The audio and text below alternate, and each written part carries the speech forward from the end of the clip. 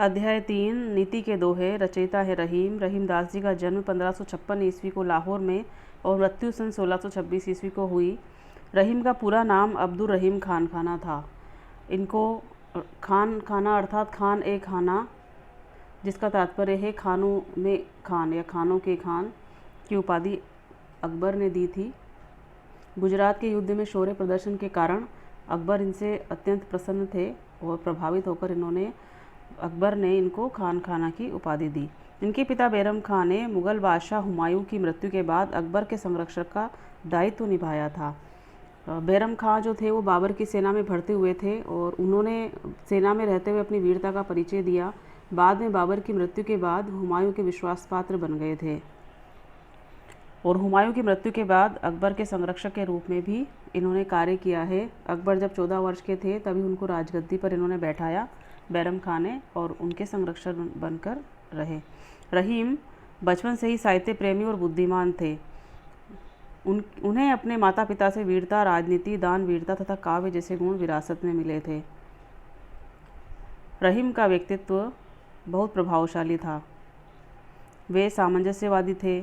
मुसलमान होते हुए भी उनको हिंदू संस्कृति से बहुत प्रेम था। श्री कृष्ण के प्रति भी उनकी अथाह श्रद्धा थी। उन्होंने अपने काव्य में रामायण, महाभारत, पुराण तथा गीता जैसे ग्रंथों के कथानकों एवं पात्रों का भी बखूबी उल्लेख किया है। इनके काव्य में नीति, भक्ति, प्रेम, श्रृंगार का सुंदर समावेश मिलता है। रहीम को दोहा, सोरठा, बरवे तथा सवैया छंदों में विशेष महारत हासिल थी और बरवे छंद रहीम का सबसे ज़्यादा प्रिय छंद था। इन्होंने बरवे में बहुत सारी रचना की है।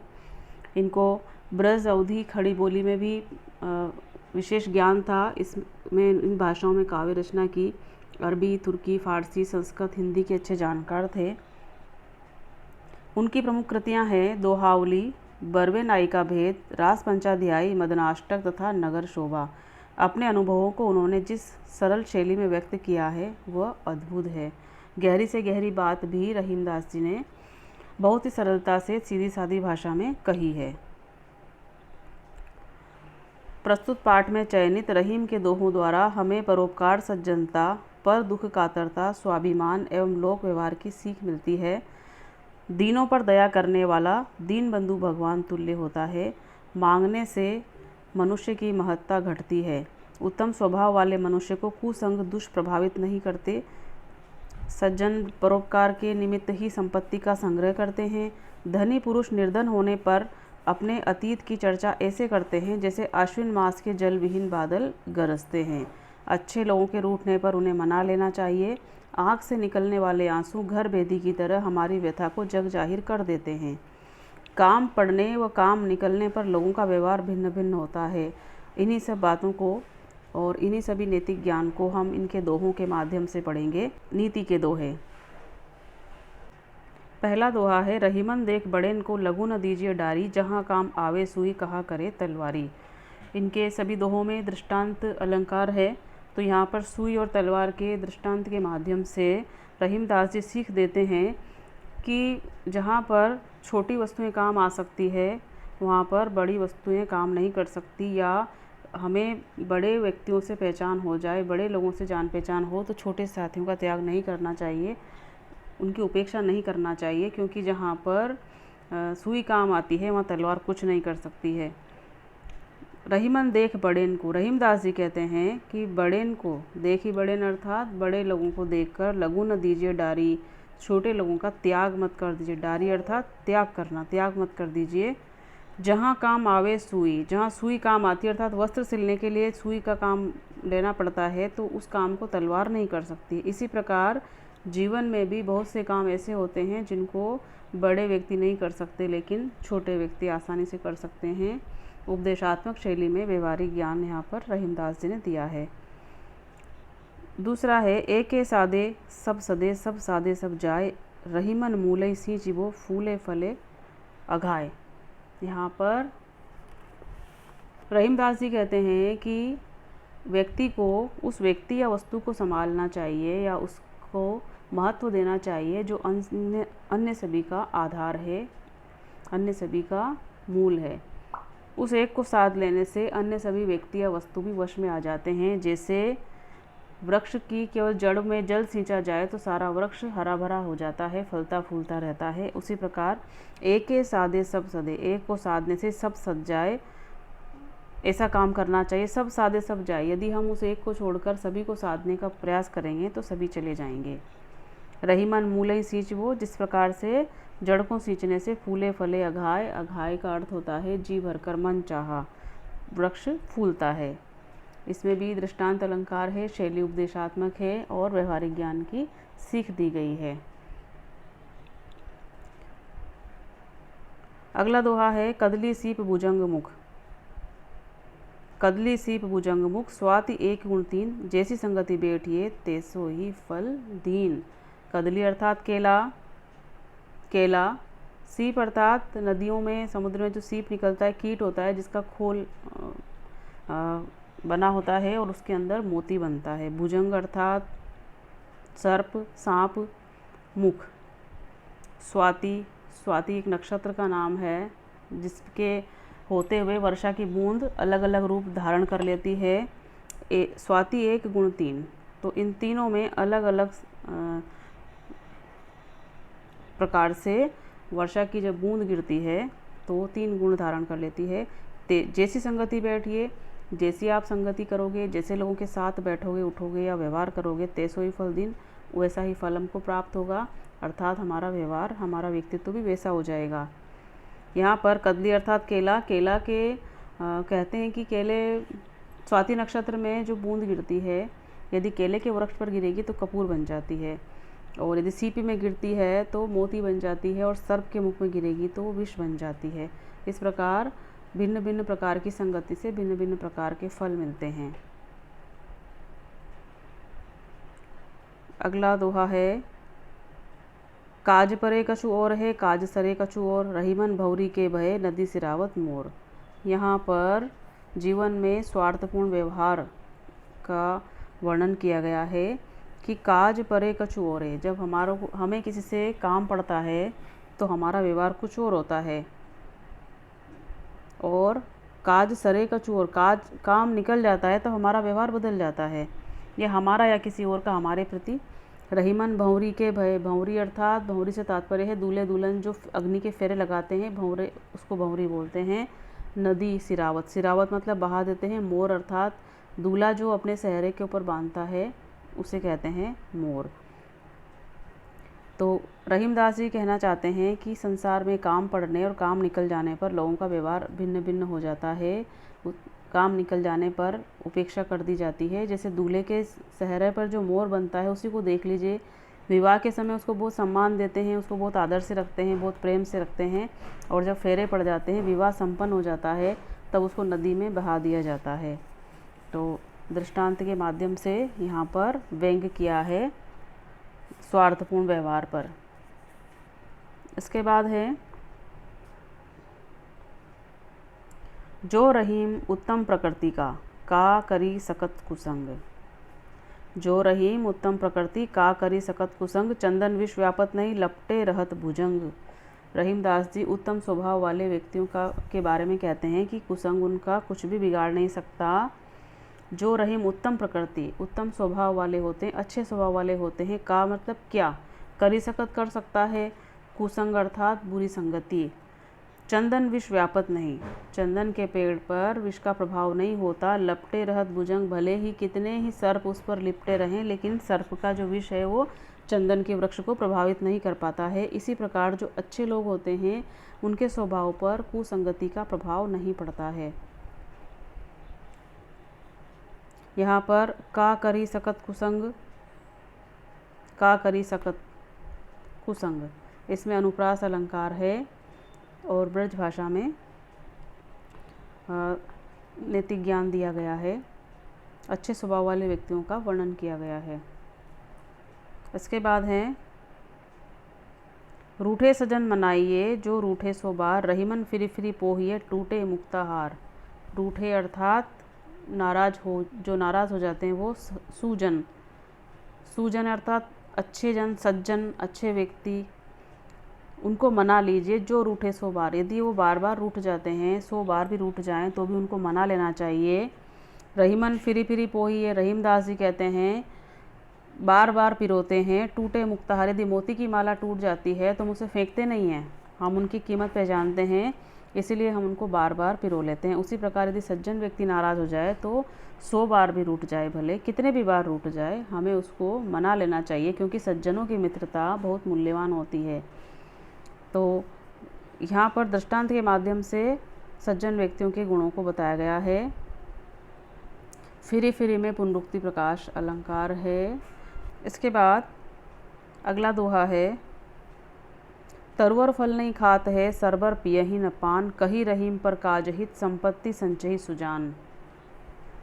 इस दोहे के माध्यम से परोपकारी स्वभाव वाले व्यक्तियों और आचरणों की प्रशंसा की है कि तरुवर फल नहीं खात है, तरुवर अर्थात वृक्ष अपने फल खुद नहीं खाता है, सरबर पियहि न पान, सरोवर या तालाब अपना पानी स्वयं नहीं पीता है, कही रहीम पर काजित, रहीमदास जी कहते हैं पर काज अर्थात दूसरों के लिए परोपकार करने के लिए, संपत्ति संचयी सुजान, संपत्ति अर्थात धन, संचयी अर्थात एकत्र करते हैं, सुजान अर्थात श्रेष्ठ पुरुष, सज्जन व्यक्ति, उत्तम पुरुष, उत्तम चरित्र वाले व्यक्ति।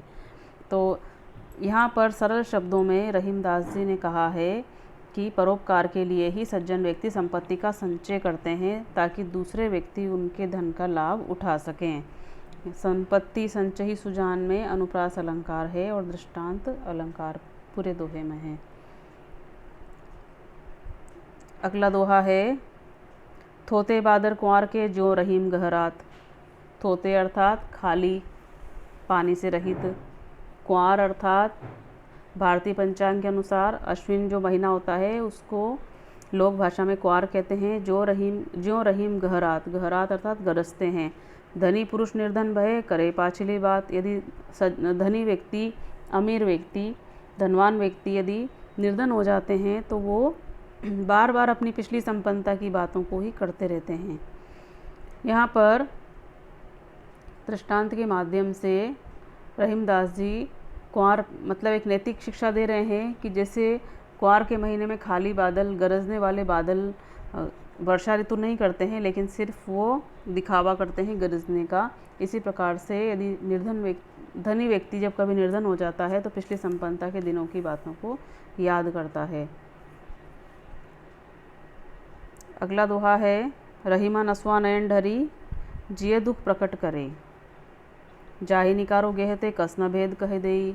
रहीमदास जी कह रहे हैं कि असुआ नयन ढरी, यदि नैनों से आंसू ढर के बाहर आ जाएंगे तो जिए के दुख, हमारे हृदय के दुख को प्रकट कर देंगे। अर्थात यदि किसी के आंसू निकलते हैं तो हम समझ जाते हैं कि वो मन ही मन दुखी है। इसी प्रकार जाहि निकारो गेहते, गेह अर्थात घर से, निकारो निकाल देते हैं, जाहि जिनको हम घर से निकाल देते हैं, कसना भेद कह दे, कौन सा भेद है जो नहीं कहेंगे, अर्थात हमारे घर की सारी बातें दूसरों को प्रकट कर देंगे, तो हमारे घर के भेद वो बाहर कह देंगे। इसलिए दुख के समय हमको धैर्य के साथ निकाल देना चाहिए और हमें घर का भेद उजागर कर दें ऐसा व्यवहार किसी के साथ भी नहीं करना चाहिए। अगला दोहा है, रहीमन निज मन की व्यथा मन ही राखो गोए। रहीमन निज मन की व्यथा मन ही राखो गोए, सुनि अठी लेह लोग सब बाँटी लेह न कोय। रहीमदास जी क्या कह रहे हैं कि हमारे मन का कष्ट या दुख यदि हम उसकी चर्चा करते हैं तो सब लोग हमारा उपहास करते हैं। रहीमन निज मन की व्यथा, व्यथा अर्थात व्यथा, दुख, मन ही राखो गोए, गोए अर्थात छिपा कर रखो, गुप्त रखो। सुनी अठी लेह, सुन लेंगे और इठलाएंगे यानी इतराएंगे, हंसी उड़ाएंगे लोग, सभी लोग। बाँटी न लें कोई भी हमारा साथ नहीं देगा, कोई भी हमारे दुख को बांटेगा नहीं, हमारे दुख में भागीदार नहीं बनेगा। इसलिए मन की व्यथा को छिपाए रखने में ही बुद्धिमानी है। दीन सबन को लखत है, दीनहि लखे न कोय, जो रहीम दीनहि लखे, दीन बंधु सम होए। दीन अर्थात निर्धन, सबन को लखत है, सबको देखता है। दीन दुखी व्यक्ति, निर्बल व्यक्ति, गरीब व्यक्ति सबको लखता है, दुख देखता है। दीनहि लखे न कोय, लेकिन उसको कोई भी नहीं देखता है। जो रहीम दीनहि लखे, और यदि कोई व्यक्ति दीन व्यक्ति को देखता है, दीन बंधु सम होए, तो वो ईश्वर है अर्थात उनका सहायक है। तो दीनों की सेवा करना, उनकी सहायता करने को रहीमदास जी ईश्वर के तुल्य बता रहे हैं। अर्थात यदि हम किसी की सहायता करते हैं तो हमारा जो पद है वो ईश्वर तुल्य हो जाएगा। तो यहाँ पर सेवा करने को, सहायता करने के भाव को महत्व देते हुए रहीमदास जी कह रहे हैं कि दीन व्यक्ति सहायता के लिए सबकी ओर ताकता है, देखता है, लेकिन कोई भी उस पर ध्यान नहीं देता। अहंकारवश लोग गरीब व्यक्ति को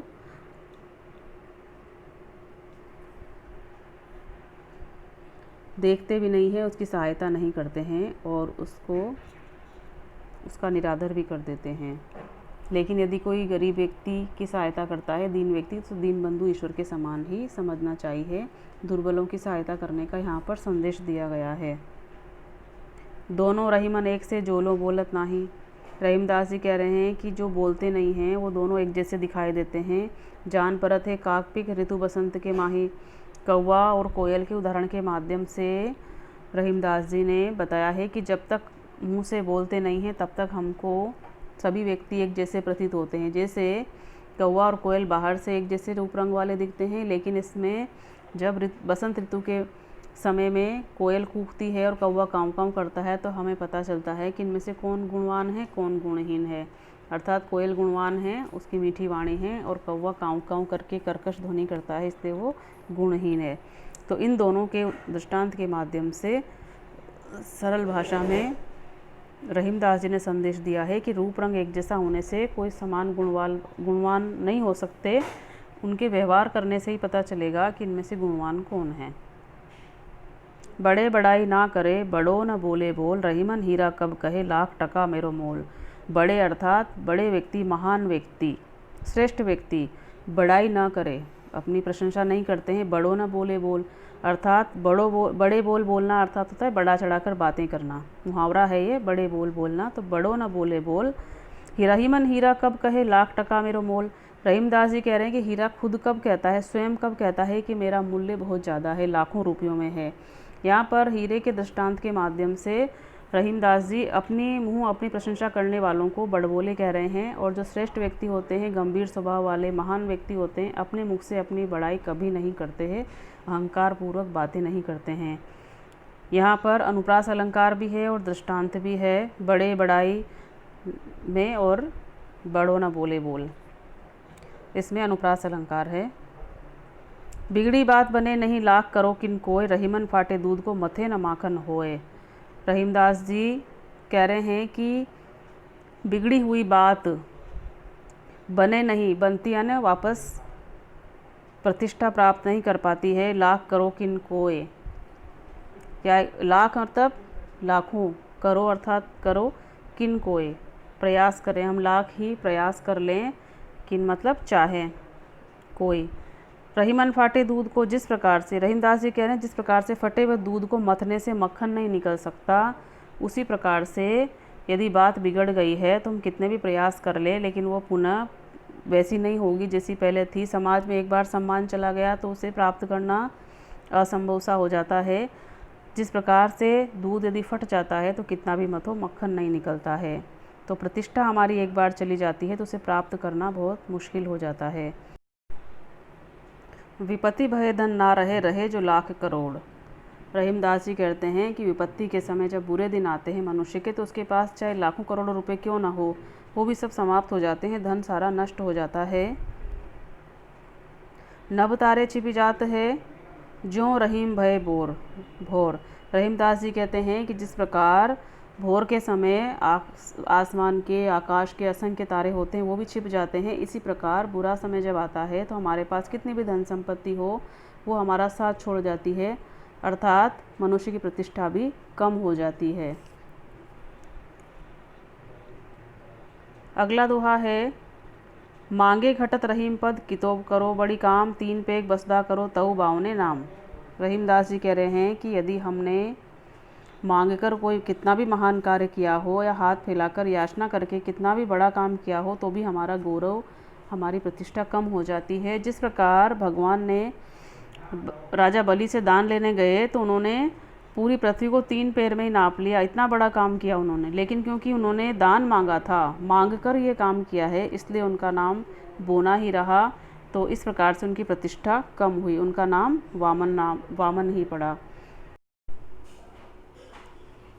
मान सहित विष खाए के शंभु भये जगदीश, बिना मान अमृत पिए राहु कटायो शीश। यहाँ पर पौराणिक उदाहरण दिया है समुद्र मंथन के समय का।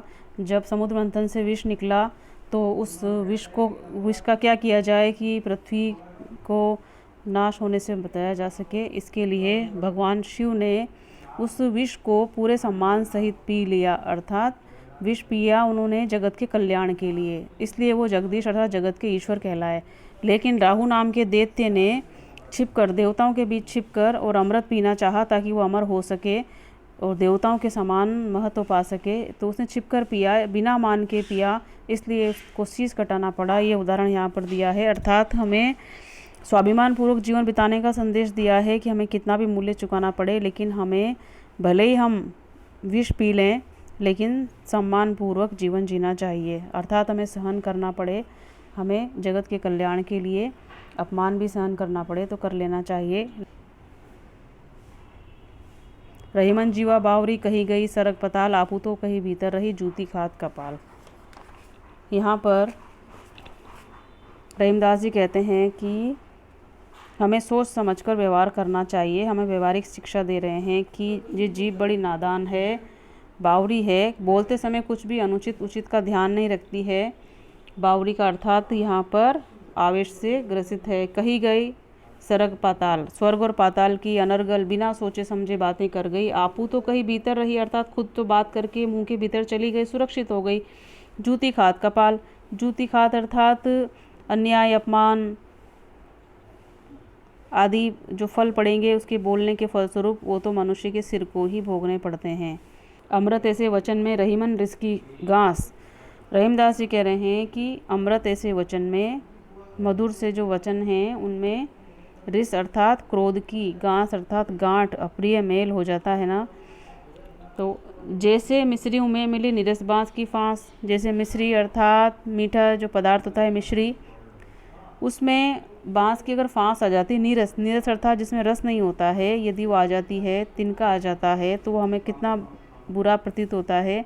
तो रहीमदास जी कहते हैं कि व्यक्ति को सदैव मधुर विनम्र वाणी का प्रयोग करना चाहिए। कर्णप्रिय और मधुर बोली में कटु शब्दों का प्रयोग उसी प्रकार खटकता है जैसे मिश्री में बाँस के रेशे आ जाते हैं और वो हमें अप्रिय लगते हैं। निरस बाँस की फांस में अनुप्रास अलंकार है और जैसे शब्द आने से यहाँ पर उदाहरण अलंकार है।